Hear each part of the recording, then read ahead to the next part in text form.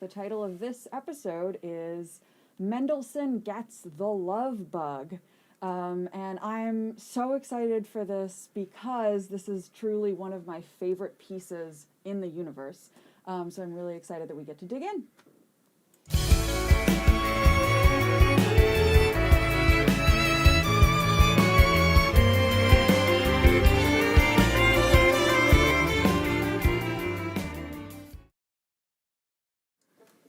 One second.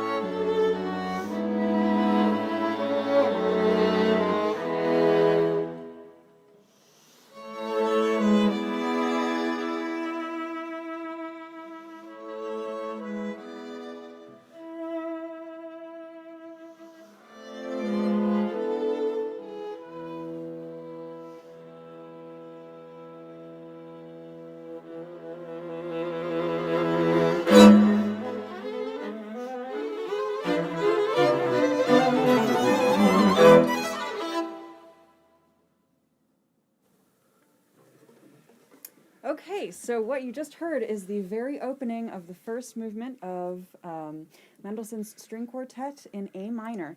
And so what I wanted to just jump into right off the bat is you can probably already hear in just this beautiful chorale-like opening, just there's so much going on. There's fullness, there are these sweet, tender moments, and then we jump right into this crazy turmoil, right?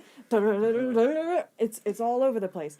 We stopped at a, planned point in time here, so we don't give away too much. But so what we want to really explore in this particular quartet is just a little bit of context. Mendelssohn was 18 when he wrote this piece. It's crazy. I mean, wow. What did you do when you were 18 that's of anything of remark? I can't even think of it. I graduated, that's about But yeah, I mean, 18 is just, a special time in life. And for Mendelssohn, he had really, I think, found his first love. He was truly, totally obsessed. We don't know who the lady is, but we do know that there was a lady. We'll get to the poem in a second. So what I would like to kind of give as an overarching thing to be thinking about is we are capturing love in this quartet. We are also capturing loss in this quartet. And so specifically, Mendelssohn was born in 1809, and Beethoven passed away in 1827, which is exactly the year that this quartet was written. And so he wrote this after Beethoven died, and Mendelssohn was just truly obsessed with Beethoven's works, specifically the late quartets, which had just been published earlier, right? And so he was really, really diving deep, and there's just so much late Beethoven packed into this quartet, into other movements as well, but we're going to be, focusing on the first movement. I had kind of a weird experience because I knew this quartet before I knew any of the Beethovens. Oh, and funny. So when I was listening through the Beethovens, I was keep having deja vu, like, wait, this just sounds like it's that Mendelssohn piece. Oh, okay. And then another quartet, and then, but this was like before I knew what quoting a work was, or like doing a cover was. So I was Plagiarism. like, why do they sound the same? It's called sampling. Yeah, sampling. There you Yeah, exactly. So that was like a real mind trick. Yes. Yeah, good job, Mendelssohn. You did it well. And yeah, I think just the last thing that we want to focus on and what was captured is this just general teenage angst, right? Yeah. We're 18, like everything is going on. It seems like everything is the end of the world. Everything is kind of unfiltered. Everything's just really raw. We haven't experienced too much yet, so just really, I mean, everything feels like the end of the world. So love is for female. A lady. A Yes. lady. Loss is for essentially Beethoven. Mm-hmm. Those are that's like a big. There's a lot. And he's 18. Wow. Yeah. Okay. So I guess if you take things to be for a musician to be sad about, classical musician that is, like those are like the two. That is fair. All right. Yeah, so we're just gonna jump right in. So there is so much quoting as you're saying that it's not just of Beethoven, but actually Mendelssohn quotes himself, right? Very bold at age 18. But he had just written this set of songs, and I just wanted to play for you. We got permission from this wonderful singer, Bibiana, and I'm just going to play for you the opening of Frage, which, sorry, German, but it's question, and the question here is Ist es wahr, which means is it true, and you will hear musically exactly that.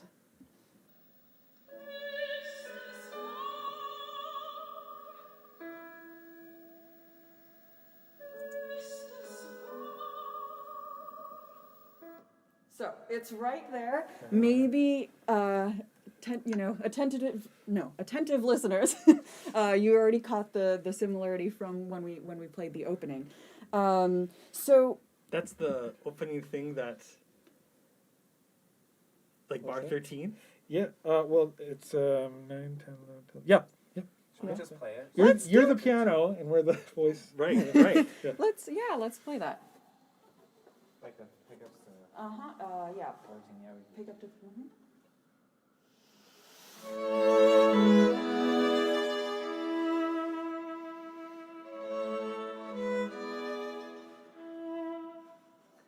Yeah, it's right Awesome. there, right? Yeah. So is it true? Jason, would you be a gentleman and read the wonderful lyrics of the entire song? We're not going to play the whole performance of the song, which is beautiful. I would encourage you to So look it hold up. on. Did Mendelssohn write these lyrics, or did he like source them? Do you know if he like sourced them from somebody? I believe he wrote the lyrics as well. Boy. Do you Oh want gosh. reverb on your voice, or do you want? No, I think no, we no. should do it. Oh, let's do Oh, the reverb. okay, Okay, Oh, so sure. maybe a little louder because they're the playing mics. Okay. Whenever you're ready. Is it true that you always wait for me there in the leafy path by the great arbor and ask the moonlight and the little stars about me? Is it true? What I feel can only be understood by someone who feels it with me and who will stay forever true to me. That's so different than some, like, A text I would send someone at 18, or you know what I mean? Like, What if you got that as a text message? That'd be amazing. I wrote you a song. yeah. Gosh, I really hope I'm not lying. I don't know if he wrote the lyrics, We can check it. but yes. We'll get comments. Yes. And I just wanted to note that actually the lyrics were the song itself, the whole thing, was included in the original quartet manuscript. Mm. So he thought that was an important, Yeah, little right. addendum to this quartet. Yeah. Huh. Did you guys find maybe some other moments like that throughout? Oh, just sort of like the whole pleading thing. Mm-hmm. Oh man, I mean the rest of the movement it just We'll leave it to you Yeah, guys yeah. to chime in whenever you hear it. You can leave a comment. Okay, so let's jump to kind of another facet that we were talking about. So this loss, we were talking about Beethoven quotes already. We're talking about all of the different ways that Mendelssohn was kind of paying homage to his musical idol, one of his musical idols. And so hopefully in a later episode we'll jump into a different movement where you can really hear these operatic recitatives that he just like steals straight out of Beethoven quartets. But just, for the purposes of this movement, we have very obvious things like the choice of key. The quartet that he does quote from Opus 132 many times is also in A minor. And then I just love this with the quotes of Ist es wahr. Yeah. There's this parallel to the beginning of Beethoven's Opus 135, his last quartet. Beethoven writes, oh gosh, I'm so sorry about German, but muss es sein, which translates to must it be. And it's just, I mean, it's so... Philosophical. Yeah, Yeah. he's just Very, really yeah. channel. Yeah, absolutely. So for all of you out there who are unfamiliar with late Beethoven quartets, I would encourage you to take a listen. Just look out for Opus 132. Opus 135 was the Must It Be. So all of these that's what influenced Mendelssohn so much. So yeah, I don't know if there are other little examples that you guys wanted to share. There's just one. This is probably one of those things where sometimes Sean and I, if we're listening to lectures and they get really deep into the details of things, we'll sort of ask each other, do you think they really meant this? Or do you think that really happened? Or is that just a coincidence? Or is it like us being humans trying to find patterns? Because we do that, right? And not just in music. But we can't help it. Like, you're going to find them. And this is like a little inside second violin thing that would be, I would say, do you think this is like on purpose, or is this like coincidence? But can we play the same excerpt once? Yeah. Sure. But go on like another 2 beats. Yes.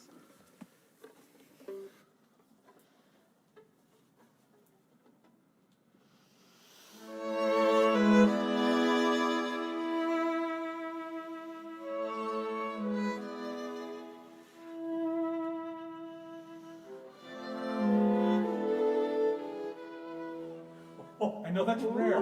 That's rare. I don't know if you caught it, but can we play the Yes, same thing let's- again? Yeah. Drop out Yeah. and let me play my next part. And You'll see it in there.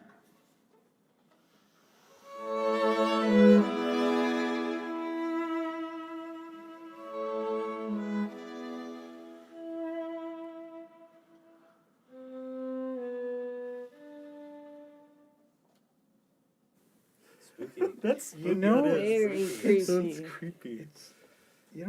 I don't know. Yeah. If you know the song, you just brought up, if you know what's being asked, if you know the key we're traveling to, all of those things really. Yeah. This is an example where I don't think music theory is always needed, but if you know, I don't know, it makes it feel so foreboding and kind of depressing in a Well, way. of course, it's you, but it's sad, right? And it's hidden. It's not out in front. It's not the main Right. part. I mean, Yeah. I don't know. Pretty. I suppose what I'm saying is, yeah, there are lots of little nuggets of this stuff all over. Just that's one that I particularly, obviously, since I'm biased here, but like that one. Yes. Yeah. Okay, so I want to jump into some other things that are particularly Mendelssohnian. I know, the four of us have had different experiences playing Mendelssohn's music in all sorts of contexts, quartets, symphonies, trios, whatever. And it's so funny because I can pick a Mendelssohn anything out of thin air, right? I just hear like a couple seconds and it's like, oh, that's Pretty much Mendelssohn. always know it's him. Right, and so I want to, dive into a couple of things that make a piece Mendelssohnian. Sure. And what we were just talking about how young Mendelssohn was when he died earlier. He was 38. 38? 38. So Yes, 38? 38. Yeah. So when I say We'll get comments. from the beginning of his life to the end of his life, little asterisk over there. But one thing that's so shocking to me is this first quartet that he wrote, to the last quartet that he wrote, Opus 80, which was actually published after he died. There are so many just similarities, even though he has written so much in between, right? He's developed, he's evolved, he's grown as a composer. So let's jump to... can we play the excerpt from the his last quartet? Sure. The F minor. Yes. And Oh yeah, Yeah, this- it's double-sided. oh. Thank you. You have it. Yeah.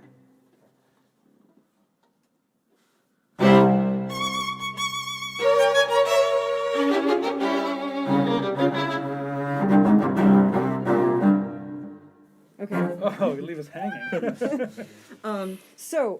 For those of you who are kind of keeping track of who's coming in, this is so typical Mendelssohn. There's ta ta ta, right? Something a dotted rhythm. In this case, it's a dotted quarter note plus an eighth note, and this trumpeted entrances, right? Sometimes it's in a pair, sometimes it's one person at a time, and this is so typical. So I don't know. Do you think of like a particular character when we're playing this particular trumpety? I'm kind of giving it away, but What do you think? I think of so many of them. I think what stands out to me the most is what it's not. this one. This one, any with this dotted kind of rhythm sure. here. Yes. It's. I don't want to get there too soon though. So. Sure. For Right. me, this particular excerpt that we just played, we're all very fiery. We're all. Yeah. I always think of angry Mendelssohn. Of course, that's coming from maybe another future episode. That why what's happening in his life when he writes this. Sure, But yes. I don't know. But Well, that's sort of what I channel. This I did a lot of reading into because this piece is in our repertoire, and he had composed this really shortly after his sister had passed away, and a friend had a diary entry or something like, "Oh, Mendelssohn was showing me his new quartet today. He played it through in the piano. Dude was messed up. He was he was super sad and distraught." And after he finished it, it was like 2 or 3 months after that he passed away himself. So Yeah. It's simultaneously passionate but also rigid, and that's always what gets to me, is because if we were going to just from a technique standpoint to play it, the bow stops and then you re-engage, so both notes can have a sternness, yet if that was like a triplet, it's lazier, but the dotted rhythm, it has that, like, it's still very rhythmic. It's very precise. I just think that contrast of those two things to me is fascinating, and it makes the angers, I think, like you said. Yeah, I mean that's pretty reductive, but yeah, I suppose at its base form. I mean, I suppose we're really going now down a rabbit hole, but Sure. Yeah. Well, why don't we play this opening part at measure 23, Sean, when you have this entrance? yeah. So this is in the A minor quartet that we The early the early one. Back to the one that the episode is about. Back So to I'll just start with the Back pickup. to the future, past. Yeah. Oh man.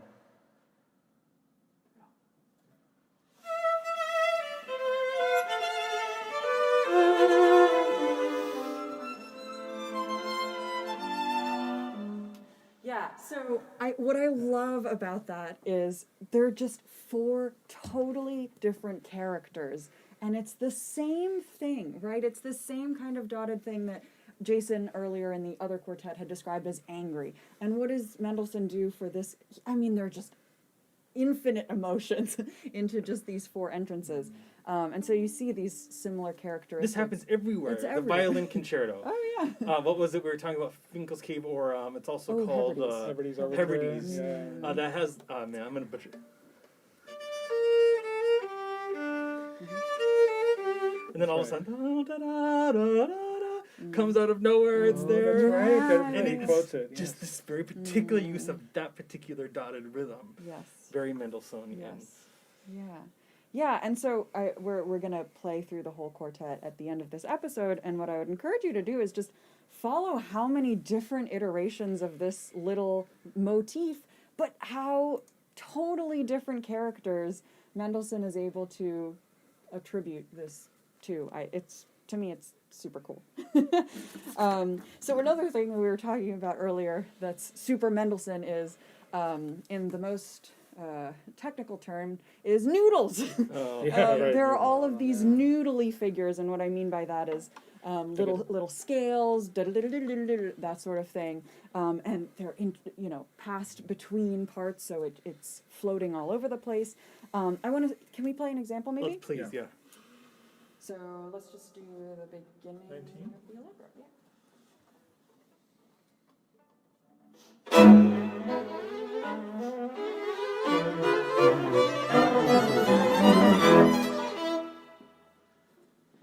Yeah. Yeah. So already in that you can see between Jason and I and Sean, we're passing these noodles right there. It's everywhere. So sorry, I think I have. It's noodly in terms of just the amount of notes that are being played, but he uses it. I mean, you can tell he was a player, right? Because it fits always really well in the hand. It's fun to do, creates excitement, but he also uses it as almost motivic development. So in this opening, the first time we get it here, first off, it gets led into by the viola. The bar before that, Oh, yeah, right. I lead into it like.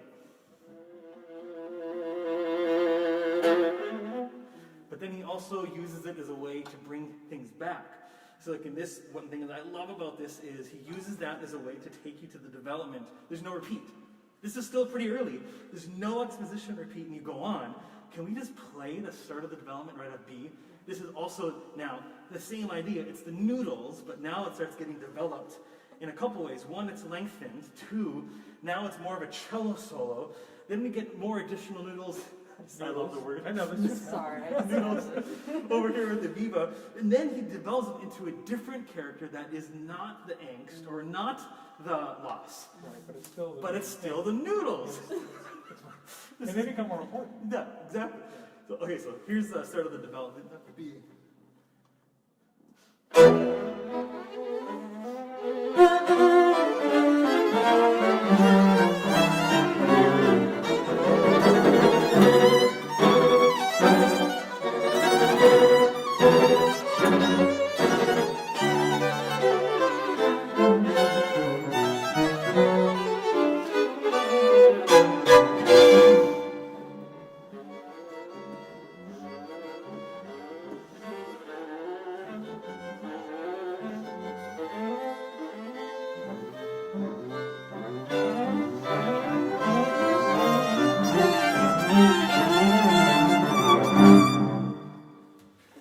Goes longer than you think. Yeah. Even as I was playing, it's like, we should stop here. Oh, wait, no, that's right. Then you go soft with it. And so the noodles are everywhere. Yes, and you hinted at this, but I just wanted to say at that point where it drops, I mean, it's no longer. It's like the creepiest thing ever. Yeah. Yeah. Oh, that's so cool. Do you think Noodles and Company would sponsor? Hey, I Sorry. would sign on to that. Yeah. If you're out there listening, let us know. Please. Okay, and so less in the noodle realm, but I want to kind of continue in this angst, Okay. right? So we've got all of these. You're getting a taste of it here and there, but we've got all these little solo moments, right? You just heard Ryan's ta ta ta ta ta trumpeting thing over our noodles. We've got this other section. Ryan, I wonder if I can steal your music to just show. Sure, yeah, I guess better bring it over. Oh yes, Wait, that which would be camera's wonderful. I have this one pulled up over here. All right, yeah, I'll pull it over. So I love this marking, and I'll show you mine in a minute. But Ryan has this. Uh-oh. That was probably very I've loud caused for a the problem. listener. I'm about sorry. that. Sorry, everybody. There you We go. can just tell the people what it says. Yes. But, Okay. So there's actually a marking con fuoco with fire, there's right? my aim. So. Yeah, Thank you, yeah. Ryan. Yeah, Thank you. sure. I'm sorry I caused a ruckus. But I mean, Mendelssohn is really telling us here, like, this has to be passionate, right? And then we'll play this in a second once Ryan gets settled. But I won't go through all Yeah, of I this. have you muted. Okay, thanks. This trouble. But just a couple of measures later, I have the exact same melody, and for me, it's written in piano, and I have agitato written, right? So, I mean, like fiery, agitated, but kind of soft spoken, right? And this is all within the span of 8 measures. So can we actually just play that whole set of things from maybe 77, 76? 7? Then I don't have to turn that. 77, great. Wonderful. No downbeat, so. Right.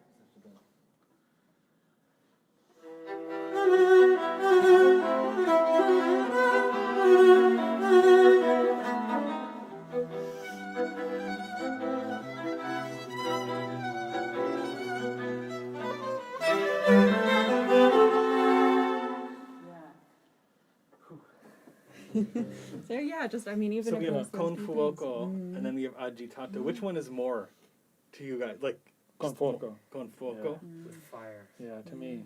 to me. Yeah. I ask Siri for everything. Siri says agitated means it's troubled and nervous. I was like, oh, that's a really useful definition. I think it fits. When that melody comes back.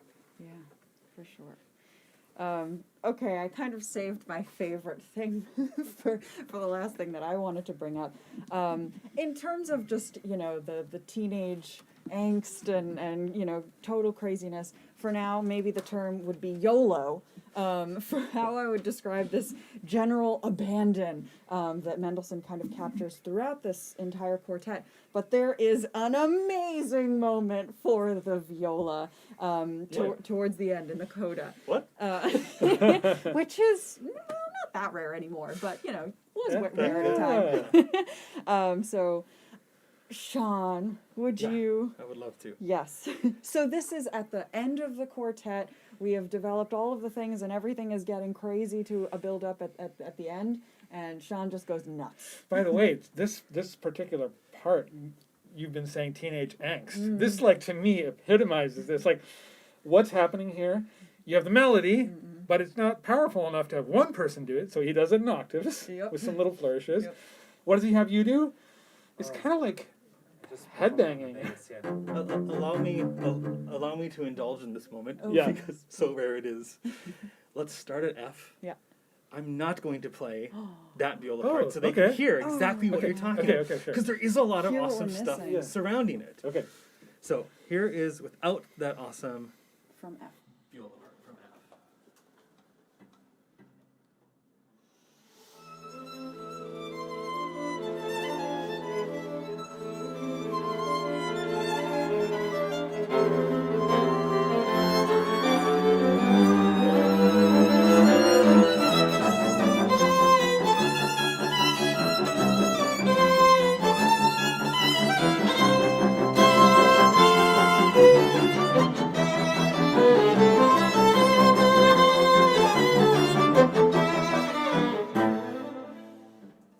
You can work like that. You're totally right, though. It's like you get this awesome melody, it's kind of soaring. You have the headbanging over here. What's missing?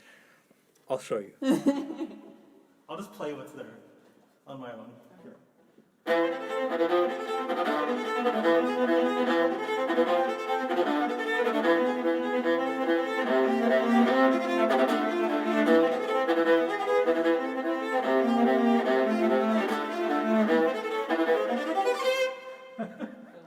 It's amazing. I remember the first time I heard that, because not all recordings you can't always hear it. The first time I heard it, I literally sat up in my chair. Yeah. Do you want to try it once, or do you want to save it for the playthrough? Do you think he knew a violist he really liked or disliked? Just like... You know what I mean? Yeah. I mean, when I think of teenage, how excited I was. I mean, as a teenager, I was a violinist, but Right. even still, when I think about as an 18-year-old, how excited and how passionate I was about playing, this is something that I would think that would make me think that. Of course. It's Yeah. pretty tonal. It's not out there. No. I mean, I'm blocking chords and my bow is just going like crazy. So I don't know if it's that he thought of that for someone or not, or that he just thought of, I have so much I need to get out. This is how to do it. And it makes sense, I think, that it's buried away in this inside voice because it carries this melody in a weird way. But one of the discussions we've been having ongoing is, what's the rhythm here? Is it Ryan or is it me? Ryan would say maybe it's him. I would say, no, I think it's me. I mean, both are right. Or both are wrong. I don't know. Yeah, it's. Must it be? Oh no! If you missed that, you just go back 10 minutes and Okay. Full circle. I say let's save Or it. save is it for the true? run through. Okay. Yes. The people can remember. Yeah. Okay. Are we gonna do a playthrough? I think, I guess that brings us to yeah. playthrough. I wanted to hit on one more quick thing. So you Absolutely. mentioned it, and it's been in my Oh, head I'm so since you sorry. said it. And that is, for anyone who's not a string player, or anyone who's not a musician, this, when it gets to the allegro vivace, the part where the angst starts and the loss is there, it's an A minor that we were talking about. Why is that such a perfect key for those elements in the instruments that we're playing. If you had to break that down for someone who's not a string player or a musician, like, what would you say? Has a lot to do with the way they ring, right? The Yeah. instruments ring. I mean, Open strings. a lot of open strings that you can use, and even if you're not using them, the sympathetic vibrations help you a lot. I think I said early on that, in a way, I feel like if I can't sound good on a passage, it is completely my fault, because he's done a lot of the work just by, putting it in this key. For me, the different keys have sort of colors. Like D major's green, I don't know why. G is sort of a red-brown. E is a yellow. E flat is a red. A is blue, kind of like a sky blue. I don't know. It's kind of a cool, cold sort of a color, and for the non-music theorists out there, like C major is maybe the instead of the saddest of all keys, is the plainest of all keys, because there's no sharps or flats or anything. And A minor and C major share the same key signature because they are relative keys, and the angst comes from fear and from feeling like, oh gosh, things are not going to go very well. It's kind of an empty feeling, and an empty key is like perfect for that. Well, and this is from an era where key centers and keys were much more symbolic and set kind of in stone. Like E flat is like egalitarian. A minor, I know, is really very specific things for like Schumann. Sorry, Dad, if you're watching, I know I'm sure you're yelling at the computer screen if you got it to work. All those keys are. But I also, what I love about that is there's an undercurrent of conversation that Mendelssohn is having. He knew the Beethoven quartets. He knew Bach. There's this underlying conversation and thread that keeps, for me, the amazingness going for each of these pieces that we keep unfolding. And even though that might not be important to every listener, that for me, you mentioned the A minor is like, oh, duh. That's, I think, a big reason of why it's so evocative to me, is just with that last chord that we have, that big A minor is just soul-crushing. Should we crush a few souls? Yeah, before we play through this, be sure to tune in for next week. We're going to break down a piece that's written for us by me, called Haydn Recycled. It takes the Haydn's famous Emperor String Quartet, and I basically turn it on its head. It uses electronics, all these different things. We're going to look at just the third movement next week, which is normally, I believe it's a minuet. Yeah.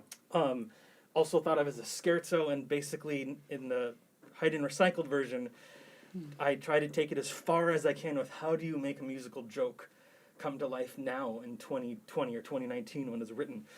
So we'll be looking at that next week if you want to tune in. But we hope you enjoy this playthrough of the first movement of the Mendelssohn A minor.